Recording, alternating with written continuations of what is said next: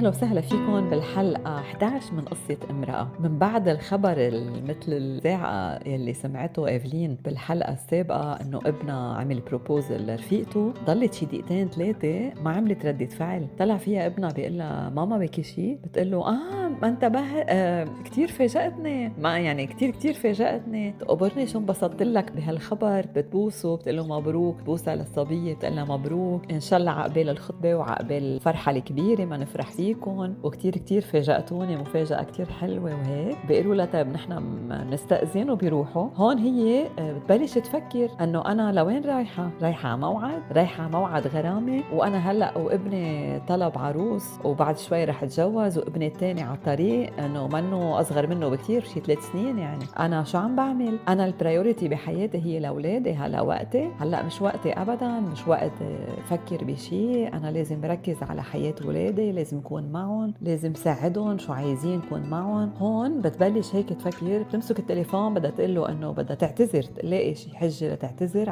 عن موعدها مع اليكو، بس كمان في رغبه بقلبها جواتها بتقلها لا، انه ليه بدك تعتذري، انه روحي. هي كمان حابه تروح، يعني هيدا الاعجاب متبادل بيناتهم. تجي يعني تصير تقول هيك من ميله حابه تروح ومن ميله متردده، انه هيك حست انه هي واجباتها كأم، او هي صار ولادها شباب، ويعني صارت تفكر بهالظروف كلهم، وصارت تفكر، صارت تقول بعدين انا انه كيف يعني بدي اعمل علاقه مع حدا وانا جوزي بعد ما عرفت اذا توفى ولا لا، ما استلمت جثه، ما عملت جناز، ما عملت شيء. ترجع بتقول انه مين قال لي هلا انه هو رح يتجوز، مين قال لي انه هو جدي، مين قال لي انه مش مرتبط، ما بعرف شيء عنه ولا هو بيعرف عنها. فبترجع بتقول تمسك التليفون بدها تعتذر او تقول شيء، ما بتقدر، تحس حالها انه في شيء اقوى منها عم يقول لها لا روحي. بتقول خلص رح روح، بس انا وبهذا الموعد بحاول اخلق له شي عذر واقول له خليها للصدفه انه نلتقى. تجي عم تسكر الباب، بتطلع بتلاقي لك انا مش جايبه معي اللوحه، انا عشان شو رايحه؟ ما انا رايحه لفرجيه اللوحه. بترجع بتجيبها للوحه وبتجي تحطها بالسياره وتروح على الموعد. بيكون هو ناطرها له نص ساعه. باول ما تجي بيوقف هو وقلبه بدق مثل العاده، كل ما يشوفها بصير قلبه يدق بسرعه. بيقول لها يا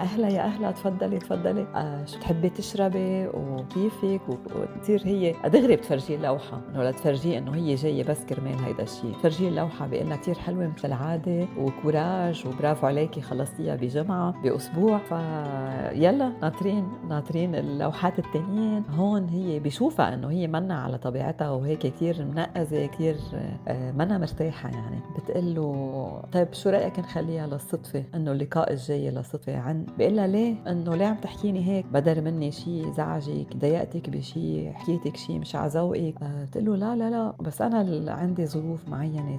طب شو هي هالظروف؟ جربي قليله، جربي خليني ساعدك، خليني اكون حدك، اعتبريني صديق، انا ما بدي منك شيء، بس بدي ضلني اشوفك، بدي ضلني اطمن عنك مش اكثر، بليز. بحس حاله كانه عم بترجيها، يعني انه وصل لهالمرحله. بتطلع فيه هيك وبتعمل عيونها، يعني تغمض عيونها، بحس انه تشوفه يعني بس تخلص تاني لوحه. شو قولكم راح يصير بالحلقه الجايه؟ تابعوني. كانت معكم كوثر الحنبوري.